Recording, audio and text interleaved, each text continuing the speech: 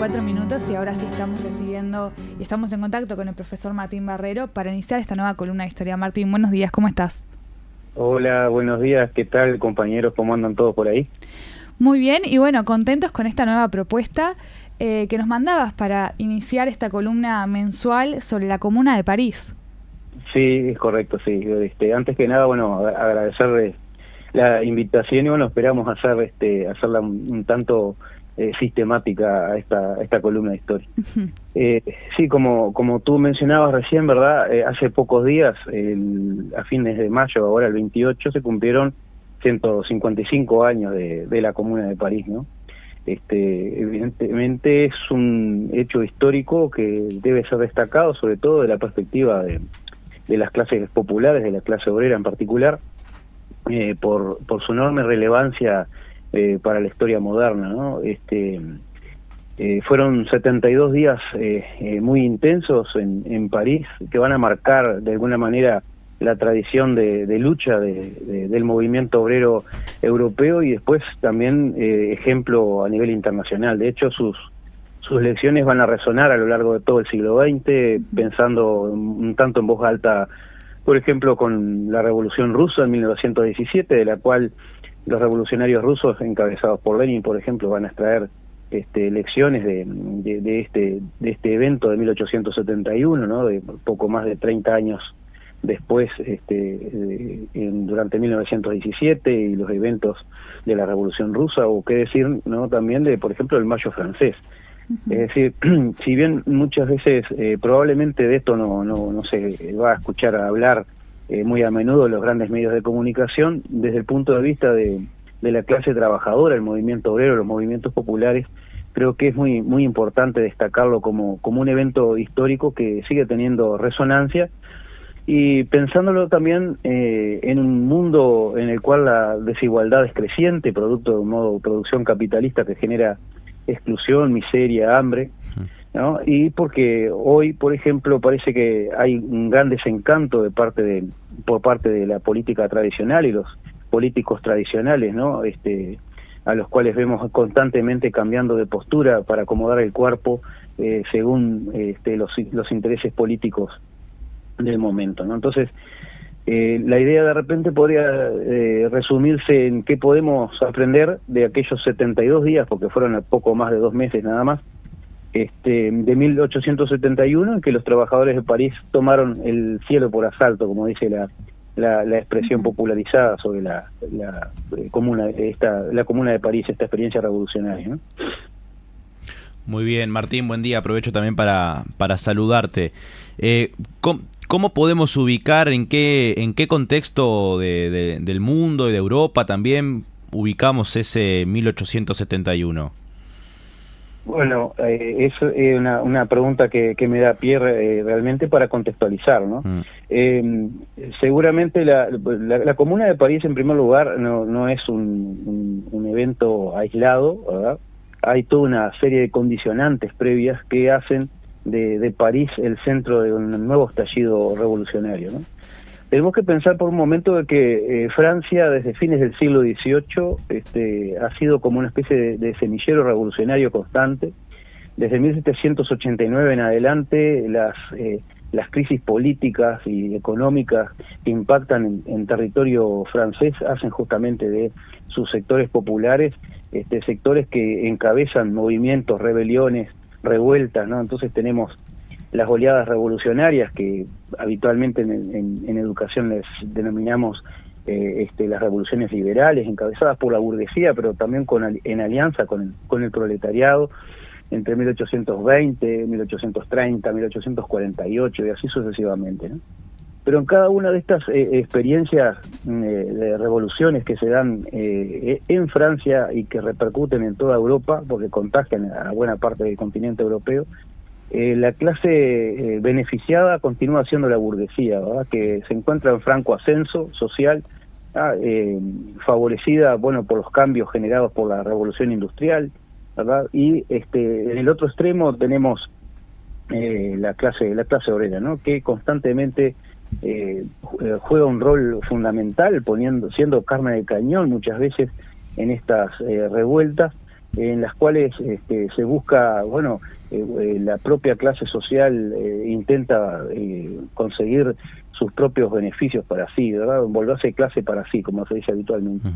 En cada uno de estos eventos, sin embargo, es la burguesía la gran beneficiada y constantemente se podría decir incluso que esa alianza es constantemente traicionada por la burguesía, generando de alguna manera cierta desilusión de los sectores populares, ¿no? Es así que para la década de 1850 en particular, en Francia, después de esta serie de oleadas que ha batido toda Europa, tenemos el surgimiento de lo que se ha denominado el segundo imperio, ¿no? Un imperio encabezado por Napoleón III, una figura que, bueno, comienza a hacer sus primeros movimientos políticos en la década de 1830, y ya para 1850 se convierte en 1852 en el hombre fuerte de Francia, ¿no? En 1852 va a comenzar a gobernar como emperador hasta 1871, y habitualmente se relaciona, se vincula la figura de Napoleón III, bueno, con el despegue económico de la economía francesa, ¿no? En particular con el asentamiento del modo de producción capitalista en Francia, ¿verdad?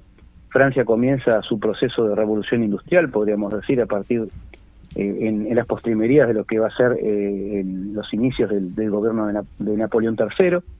Es así que Francia experimenta un fuerte crecimiento industrial, la expansión del ferrocarril, que va a ser uno de los elementos distintivos de la primera etapa de la revolución industrial, una fuerte modernización urbana. Napoleón III lleva a cabo una serie de reformas urbanas, con el barón de Haussmann como el principal referente de las reformas urbanas en París, fundamentalmente.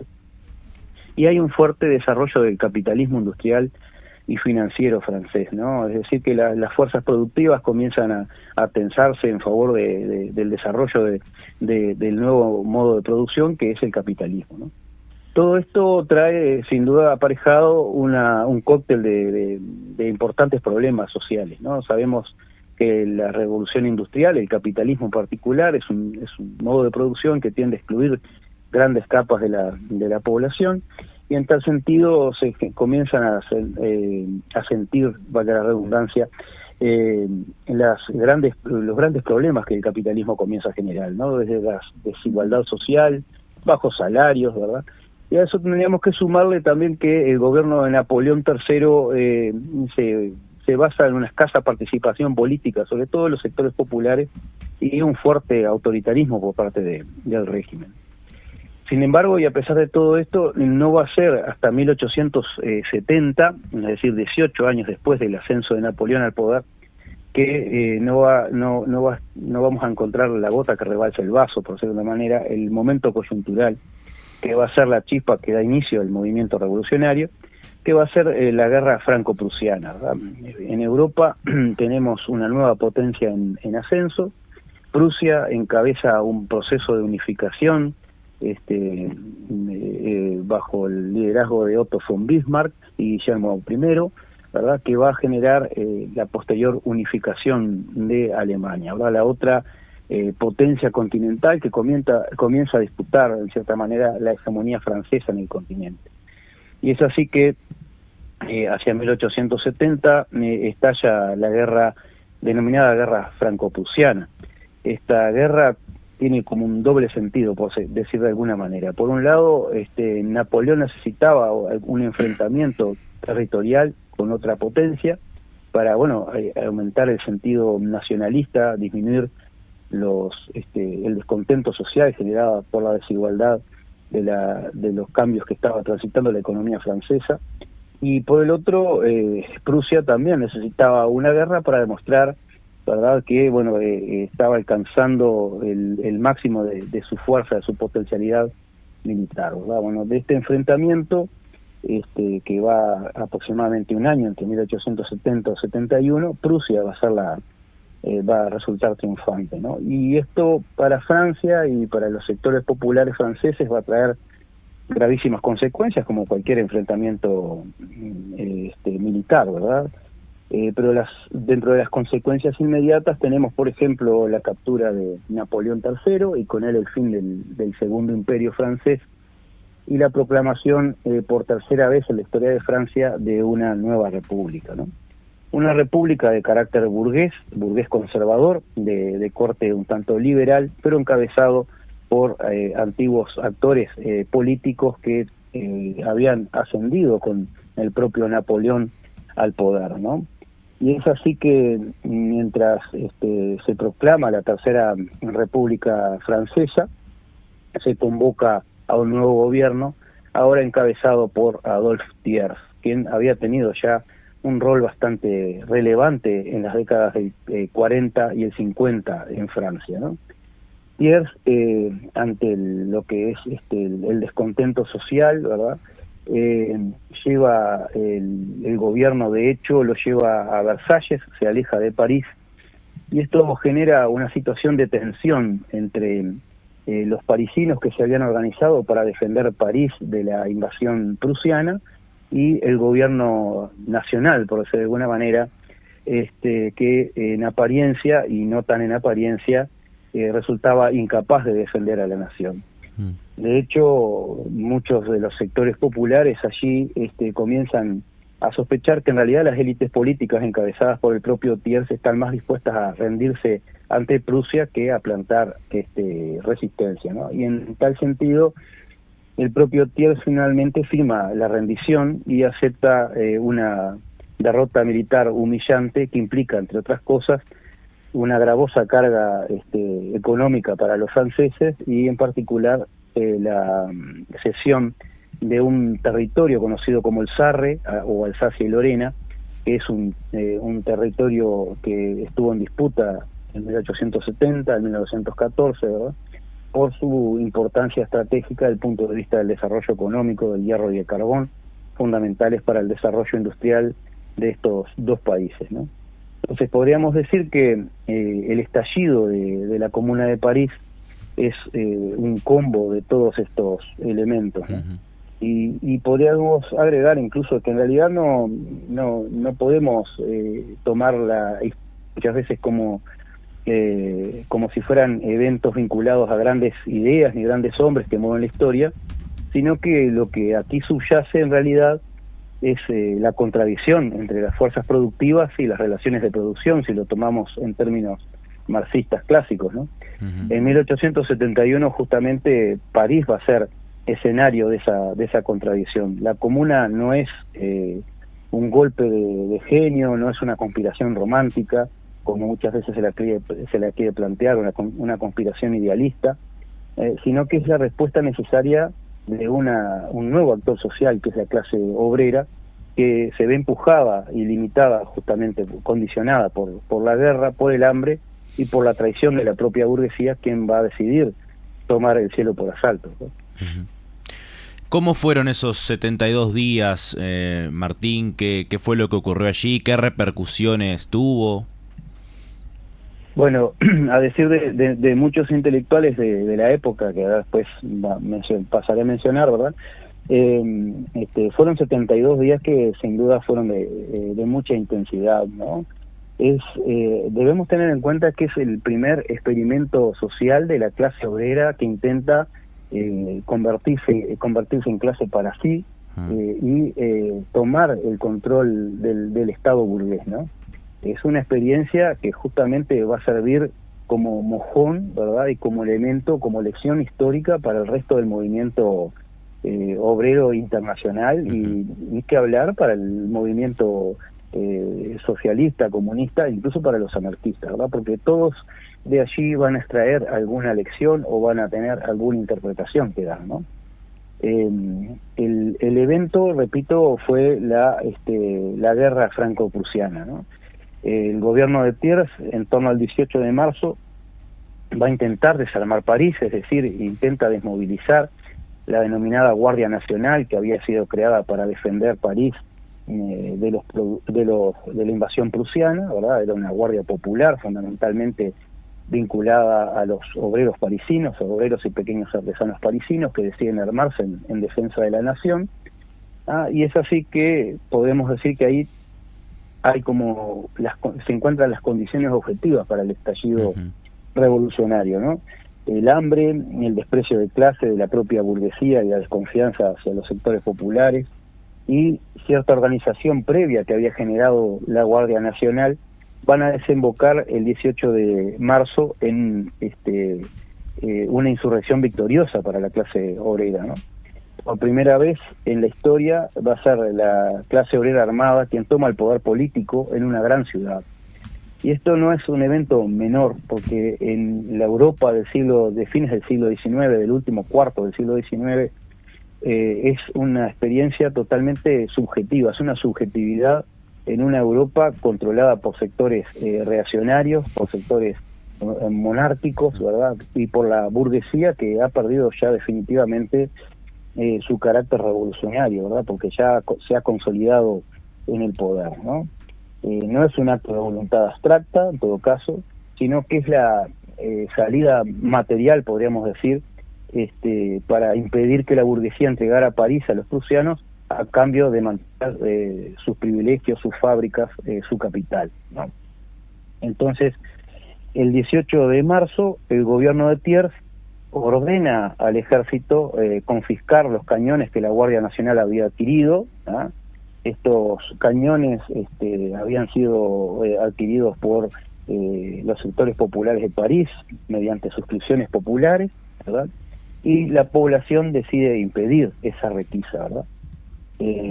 Ante la orden de Thiers y del general McMahon, que es una figura también muy destacada de los eventos de París en estos 72 días, por parte de la reacción, ¿verdad?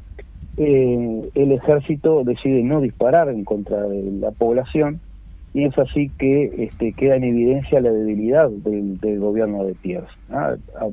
Podemos decir que el 18 de marzo es la chispa que da inicio a la denominada Comuna de París, que se proclama a los pocos días, ¿no? En un manifiesto, por ejemplo, que circula, que voy a citar textualmente, que circula por ahí más o menos un mes después, el 19 de abril, decía lo siguiente, ¿no? La Comuna tiene la obligación de afirmar y determinar las aspiraciones y deseos del pueblo de París, de definir el carácter del movimiento del 18 de marzo, incomprendido, desconocido y calumniado por los políticos sentados en Versalles, ¿no?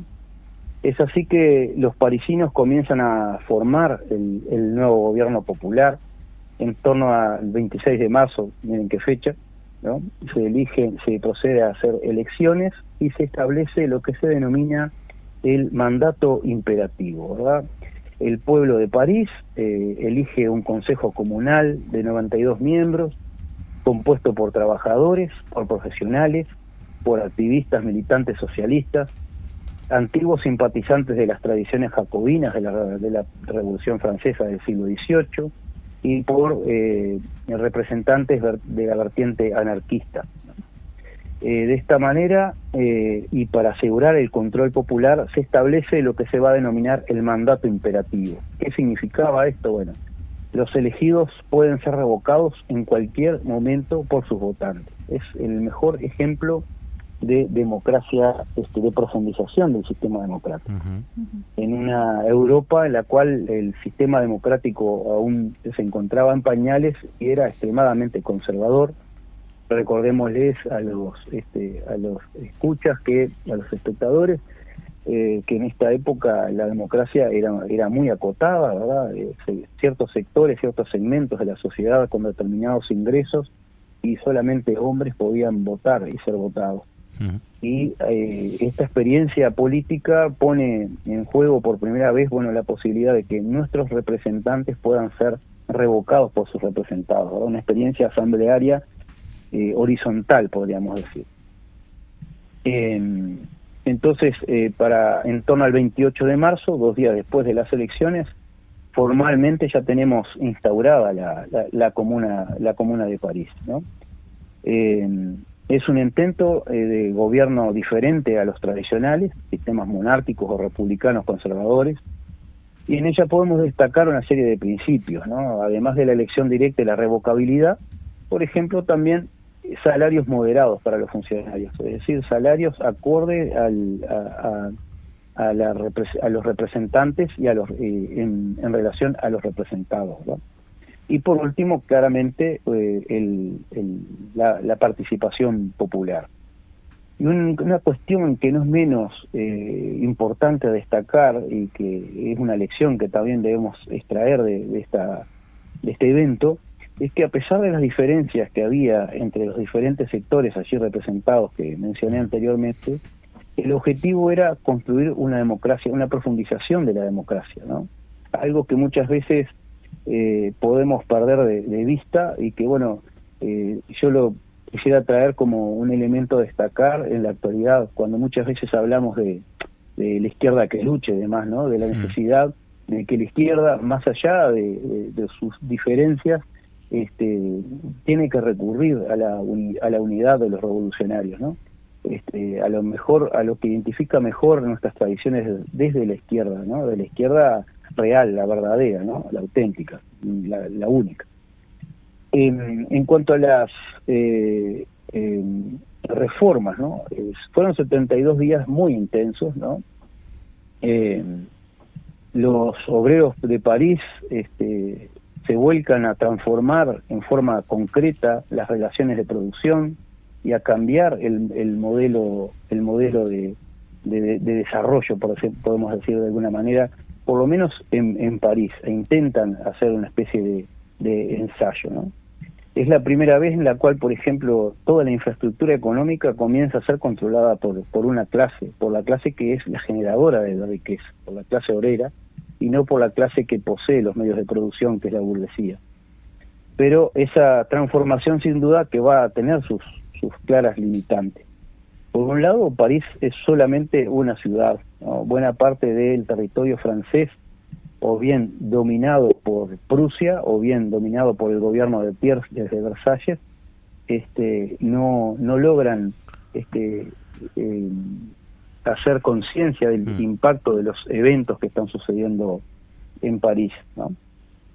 A pesar de ello, igualmente la comuna no solamente se va a dedicar a luchar, sino que va a legislar para mejorar las condiciones de vida de los sectores populares, ¿no? Sí, por ejemplo, para dar algunos ejemplos de medidas, ¿no?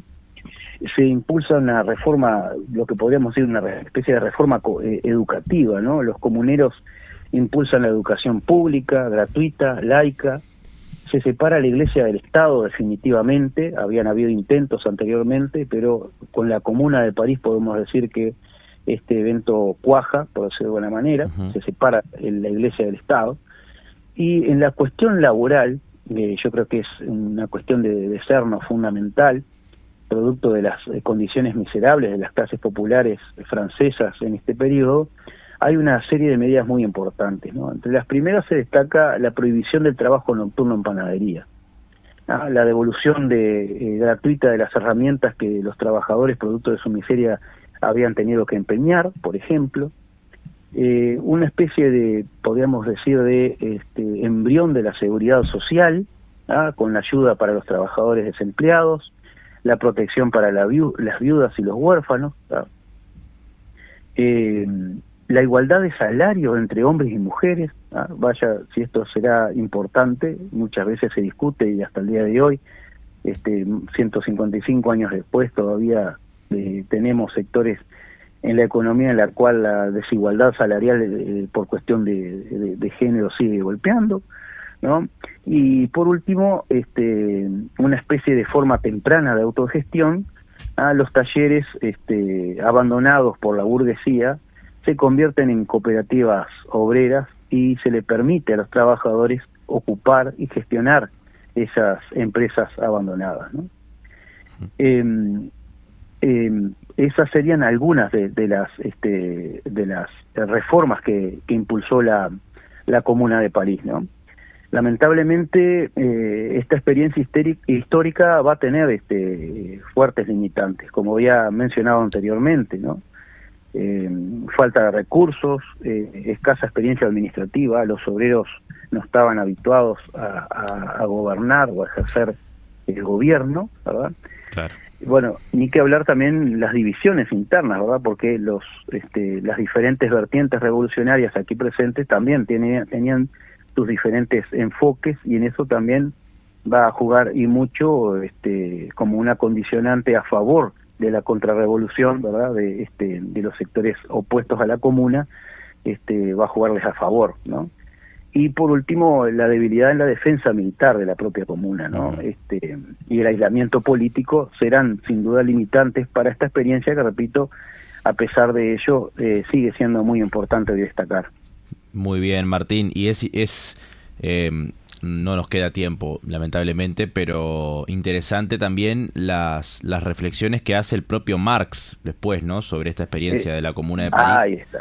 Que quizá Sí, en alguna otra oportunidad podemos comentarlo en profundidad. Sí, podemos hacerla en mayor profundidad la próxima. Bueno, simplemente porque se me fue el tiempo, no pensé que se me iba a ir tan rápido. Disculpen la emoción por explicitar y desarrollarme, se me fue un poco el tiempo, no había observado el reloj.